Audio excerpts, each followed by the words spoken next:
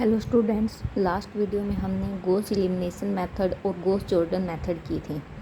इस वीडियो में हम ट्रायंगुलाइजेशन मेथड और एलयू डिकम्पोजिशन मेथड करते हैं। इसको हम ट्रायंगुलाइजेशन मेथड भी बोल सकते हैं और एलयू डिकम्पोजिशन मेथड भी। इसी एक मेथड के दो नाम हैं। एल का मतलब है लोअर ट्रायंगुलर मैट्रिक्स और यू का मतलब है अपर ट्रायंगुलर मैट्रिक्स। जो एलयू डिकम्पोजिशन मेथड है ये दो तरह का होता है, डू-लिटल मेथड और क्राउड ट्रायंगुलाइजेशन मेथड। ये हम आपको क्वेश्चन में बताएंगे डू-लिटल मेथड कौन सा होता है और क्राउड ट्रायंगुलाइजेशन मेथड कौन सा होता है।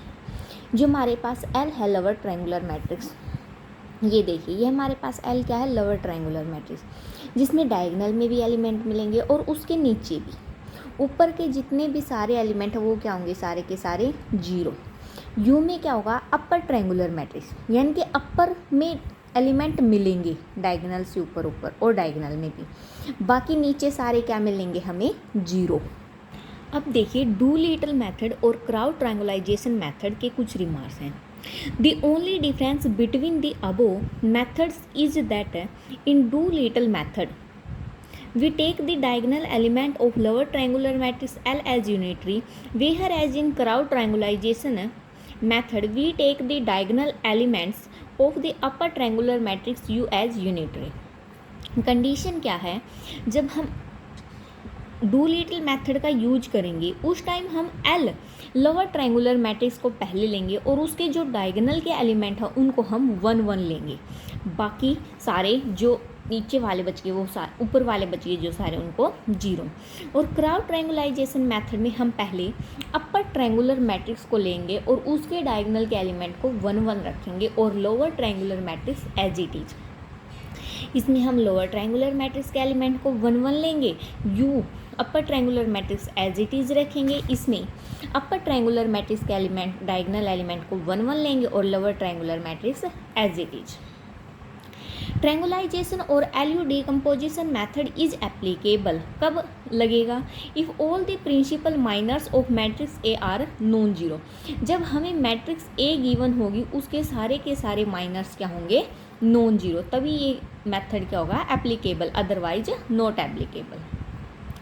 Alternately this method is fail, कब फेल होगा, if any of the diagonal element is zero. अगर सपोज कीजिए यहाँ पर जीरो है, यहाँ पर कुछ न कुछ है, तो ये एप्लीकेबल नहीं है ये मेथड।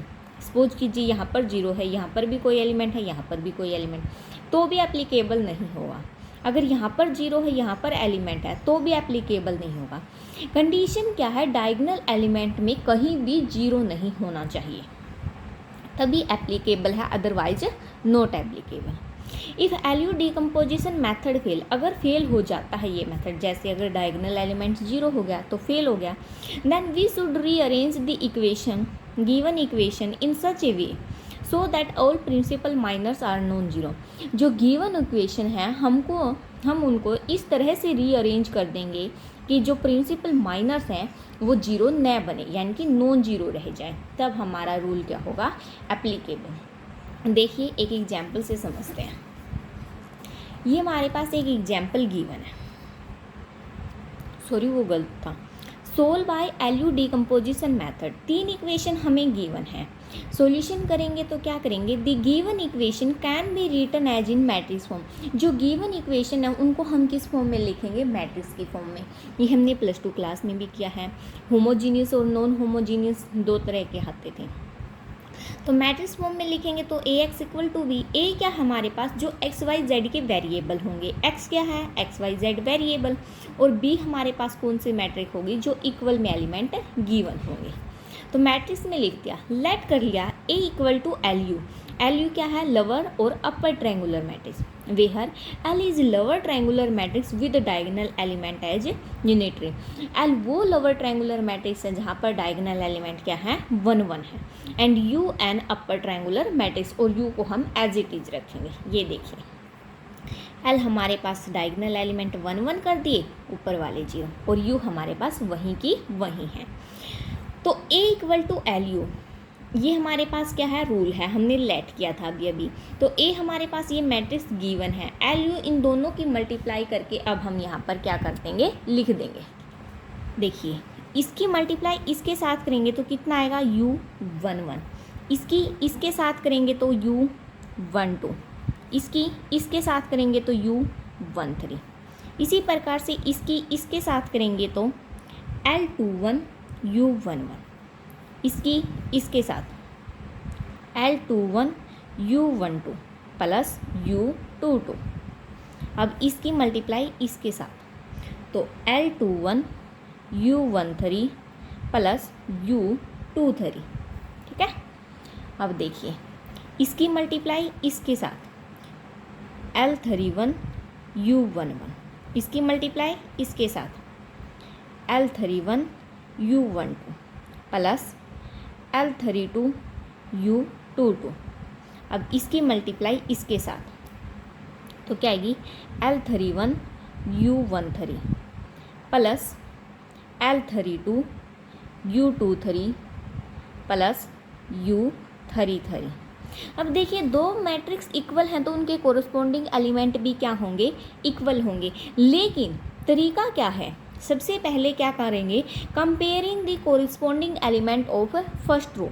फर्स्ट रो में क्या है U11 किसके इक्वल होएगा हमारा 2 के equal, U12 equal to 1, U13 equal to 1। अब देखिए comparing the corresponding element of first column, पहले फर्स्ट रो के किए, अब फर्स्ट कॉलम के करेंगे, फिर सेकंड रो के करेंगे, सेकंड कॉलम के करेंगे, फिर थर्ड रो के करेंगे और थर्ड कॉलम के करेंगे। अब देखिए फर्स्ट कॉलम में क्या है, इसका तो आ गया हमारे पास U11 का तो कितना 2, तो L21 U11 इक्वल टू कितना 1 और U11 कितना था हमारे पास 2, तो यहाँ से L21 कितना आ जाएगा हमारे पास 1/2, क्योंकि यहाँ पर 2 मल्टीप्लाई में होगा, उस साइड जाके डिवाइड में। L31 U11 इक्वल टू कितना होगा 3, तो U11 कितना हमारे पास 2, तो L31 की वैल्यू हमारे पास कितनी आएगी 3/2, क्योंकि इस साइड 2 मल्टीप्लाई में होगा, उस साइड जाके डिवाइड में। अब क्या करेंगे, comparing the corresponding element of second row, फिर सेकंड कॉलम, फिर थर्ड रो और थर्ड कॉलम। ये देखिए comparing the corresponding element of second row, L21 U12 plus U22 equal to 3। हमारे पास L21 की वैल्यू कितनी है 1/2, U12 की वैल्यू कितनी है 1, तो यहाँ पर पुट करेंगे L21 की 1/2, U12 की 1 plus U22 is equal to 3। तो यहाँ से U22 हमारा किसके इक्वल आएगा 3 माइनस 1/2। जब 3 माइनस 1/2 करेंगे उस साइड जाएगा, यानी कि देखिए 3 माइनस 1/2 तो कितना हो जाएगा 6 माइनस 1 यानी कि 5/2। ये हमारे पास किसकी वैल्यू आएगी U22 की। L21 की वैल्यू कितनी है 1/2 और U13 की वैल्यू कितनी है 1 plus U23 is equal to 2। तो यहाँ से U23 हमारा किसके इक्वल आएगा, देखिए 2 माइनस 1/2 तो 4 माइनस 1 यानी कि 3/2। ठीक है, comparing the corresponding element of second column, देखिए L31 की वैल्यू है हमारे पास, अभी तक नहीं आई है, यानी कि L31 as it is. U12 की वैल्यू कितनी है 1 तो 1 प्लस L32 की वैल्यू, L31 की वैल्यू कितनी है हमारे पास लास्ट पेज पे 3/2, U12 की value 1 plus L32 as it is, U22 की 5/2 इज इक्वल टू 1। अब देखिए यहाँ से मैं ऊपर कर देती हूँ, यहाँ पर L32 5/2 आ गया as it is equal to 1 minus 3/2। ये देखिए 1 माइनस 3/2 कितना होगा 2 माइनस 3 यानी कि -1/2, -1/2 उसे 2 कैंसिल आउट, ये 5 इस साइड मल्टीप्लाई में उस साइड जाके डिवाइड में, यानी कि L32 की हमारे पास वैल्यू कितनी आ गई -1/5। अब देखिए comparing the corresponding element of third row, L31 की वैल्यू कितनी है 3/2, U13 की 1 प्लस L32 की कितनी आई है -1/5। U23 की वैल्यू कितनी है हमारे पास 3/2 plus U33 is equal to 2। तो U33 इज इक्वल टू 2 - 3/2। ये माइनस का उस साइड जाके प्लस का 3/10। तो एलसीएम ले लेंगे, कितना आएगा 10। इसके डिवाइड में 1 है तो 20 माइनस यहाँ पर कितना बचेगा 5, 15 प्लस 3। 20 में से 15 गए 5 प्लस 3 यानी कि 8/10। 8/10 को कैंसिल आउट करेंगे तो कितना आएगा 4/5 यानी कि U33 हमारे पास कितना आ गया 4/5। अब जो हमने मैट्रिक्स लेट की थी L और U, thus all the element of L and U are obtain. अब उन मैट्रिक्स में हम क्या लिख देते हैं, एलिमेंट लिख देते हैं। एलिमेंट लिखने पर हमारे पास L और U ये दो मैट्रिक्स बन गई। अब देखिए हमने क्या लेट किया था, A किसके इक्वल है LU के, बट स्टार्टिंग में AX इक्वल टू B हमने जो गिवन इक्वेशन थी उनको लेट किया था। अब A किसके इक्वल लेट किया था हमने LU के, तो A के स्थान पर क्या पुट कर दिया LU X equal to B, और क्योंकि A किसके इक्वल था LU के और लेट कर लिया। अब UX है वो जो हमारा किसके इक्वल है Z के लिए, जहाँ पर Z क्या हमारे पास Z1 Z2 और Z3 कोई मैट्रिक्स है। तो अब उसके बाद क्या करेंगे, UX के स्थान पर हमने Z पुट कर दिया तो LZ is equal to B। L हमारे पास क्या आई है अभी हमने निकाली थी 1 0 0 हाफ 1 0 3/2 -1/5 1 0, और Z हमारे पास ये मैट्रिक्स थी ही और B हमारे पास 2 2 थी।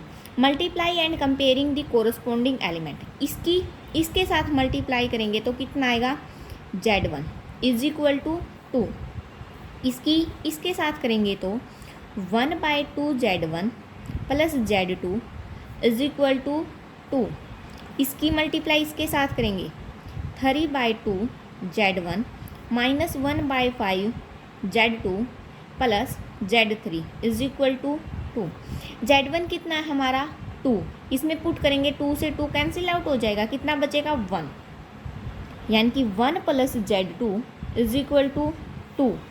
तो यहाँ से हमारे पास Z2 कितना आया 1, उस साइड जाके माइनस में। अब देखिए Z2 कितना है 1, यहाँ पर पुट कर देंगे 3/2 इंटू Z1 कितना है 2, 2 से 2 कैंसिल आउट, कितना बचेगा 3 माइनस Z2 कितना है 1, तो 1/5 plus Z3 is equal to 2। यहाँ से देखिए Z3 is equal to 2 - 3 plus 1/5। 2 - 3 कितना बचेगा -1, यानी कि 1/5 -1 कितना बचेगा -4/5। तो Z3 हमारे पास कितना आया है -4/5। पुट कर देते हैं 2 1 और -4/5। ये हमारे पास Z मैट्रिक्स भी आ गई। अब आगे देखिए UX हमने किसके इक्वल लेट किया था Z के, ठीक है। अब U हमारे पास क्या मैट्रिक्स आई थी उसकी वैल्यू पुट कर देते हैं, और Z क्या आया हमारे पास 2 1। हमने U की भी वैल्यू पुट कर दी और Z की भी वैल्यू पुट कर दी। अब फिर से यही काम हमें निकालना क्या था, XYZ की वैल्यू मल्टीप्लाई करेंगे और कोरस्पोंडिंग एलिमेंट को कंपेयर कर देंगे। देखिए नीचे से करने लगते हैं हम, इसकी मल्टीप्लाई इसके साथ करेंगे, X और Y के साथ करेंगे तो 0 0 क्या आएगा 4/5Z इज इक्वल टू -4/5। 4/5 से 4/5 कैंसिल आउट, तो Z किसके इक्वल आ गया हमारा -1 के इक्वल आ गया। अब इसकी मल्टीप्लाई इसके साथ करेंगे, X के साथ करेंगे तो 0, Y के साथ करेंगे तो 5/2Y plus 3/2Z is equal to 1, और Z की वैल्यू हमारे पास कितनी आई है -1। यहाँ पर पुट करेंगे 5/2Y minus 3/2 is equal to 1। तो ये आया हमारे पास 5/2Y is equal to 1 plus 3/2 add कर देंगे, तो ये आया 5/2Y इज इक्वल टू 1 + 3/2 करेंगे तो कितना आएगा, देखिए 2 + 3 5/2 ही आएगा, 5/2 कैंसिल होके कितना बचा, y इक्वल टू 1, y 1 आया है, z -1 आया है। अब क्या करते हैं, जो फर्स्ट x के बच गए अब उनकी और मल्टीप्लाई कर देते हैं। इसकी मल्टीप्लाई इसके साथ क्या आएगी, 2x + y + z is equal to 2, ठीक है। 2x + y की कितनी आई है 1 + z की कितनी आई है -1 is equal to 2, cancel out, 2x equal to 2, 2 से 2 कैंसिल आउट, x कितना आया हमारे पास 1, ठीक है। तो हैंस जो गिवन वैल्यूज आई हैं, the required solution is x equal to 1, y equal to 1 और z इक्वल टू -1। ये क्या आ गया हमारे पास रिक्वायर्ड सॉल्यूशन। ये जो हमने मेथड किया है, देखिए आपको कहाँ से पता चलेगा कि आपने एलयू डिकम्पोजिशन में कौन सा रूल लगाया है, ये आपको यहाँ पर देखना पड़ेगा। अगर आपने एल लोअर ट्रायंगुलर मैट्रिक्स ली है और उसके एलिमेंट डायगोनल एलिमेंट 1 1 लिए हैं, तो आपने कौन सा मेथड लगाया है, डूलिटल मेथड लगाया है। अगर सपोज कीजिए आप यहाँ पर यू मैट्रिक्स लेते और इसके डायगोनल एलिमेंट 1 1 लेते तो क्राउट मेथड होता। आप इसी क्वेश्चन को यू 1 1 लेके भी कर सकते हैं, आपका सेम आंसर आएगा। ओके, नेक्स्ट वीडियो में नेक्स्ट मेथड करते हैं। हमने अभी यही एग्जाम्पल किया है। अब इसमें देखिए यहाँ तक अपना सेम था, लेट कर लिया a equal to L U, where L is lower triangular matrix है और u is an upper triangular matrix with diagonal element as unitary. L हमने एज इट इज रखी और u के डायगोनल एलिमेंट को हमने क्या ले लिया 1 1 ले लिया। सेम वही प्रोसेस है, a equal to L U, दोनों की मल्टीप्लाई कर दी। अब क्या आ जाएगा हमारे पास L11 L11 U11, जब मल्टीप्लाई करेंगे कोरस्पॉन्डिंग एलिमेंट को कंपेयर कर देंगे। बस कंडीशन क्या थी उसमें, हमने पहले फर्स्ट रो के एलिमेंट कंपेयर करे थे, इसमें फर्स्ट कॉलम के, फिर फर्स्ट रो के, सेकंड कॉलम के, सेकंड रो के, थर्ड रो के, और ए और यू हमारे पास ये मैट्रिक्स आ गई। फिर वही प्रोसेस ए एक्स किसके इक्वल था बी के, और ए हमने क्या लेट किया था एल यू, तो L U X equal to B, U X को क्या लेट कर लेंगे जेड, तो एल जेड किसके इक्वल हो जाएगा बी के। वही प्रोसेस सेम, यहाँ से जेड मैट्रिक्स निकल जाएगी, Z1 Z2 Z3 निकल गई। अब जो हमारा एल जेड किसके इक्वल आया था बी के, तो एल की वैल्यू पुट कर दी, और सॉरी यू एक्स हमने U X equal to Z let किया था, तो यू की वैल्यू पुट कर दी, एक्स की पुट कर दी और जेड की पुट कर दी। यहाँ से हमारी एक्स वाई जेड को जब सोल्व करेंगे, देखिए जेड की कितनी आई है -1, जेड की यहाँ पर पुट कर देंगे -1, कितना आएगा -3/5, उस साइड जाके प्लस में हो जाएगा। देखिए कितना आया y की 1, x की कितनी आई 1, hence the required solution is x equal to 1, y equal to 1, z equal to -1। आप कोई सा मेथड यूज़ कर सकते हैं, आपके क्वेश्चन में सिर्फ यही हेडिंग मिल सकती है कि solve the following question by triangularization और एलयू डिकम्पोजिशन मेथड। वो आपके ऊपर डिपेंड करता है आप डूलिटल मेथड लगाओगे या क्राउड ट्रायंगुलाइजेशन मेथड। अब देखिए नेक्स्ट एग्जाम्पल में बोल रखा है क्राउड ट्रायंगुलाइजेशन मेथड, तो आपको लगाना पड़ेगा क्राउड ट्रायंगल। अगर नहीं बोल रखा होता तो आप डूलिटल या क्राउड कोई सा भी लगाओ, वो आपकी मर्जी है। तो नेक्स्ट वीडियो में नेक्स्ट मेथड करते हैं।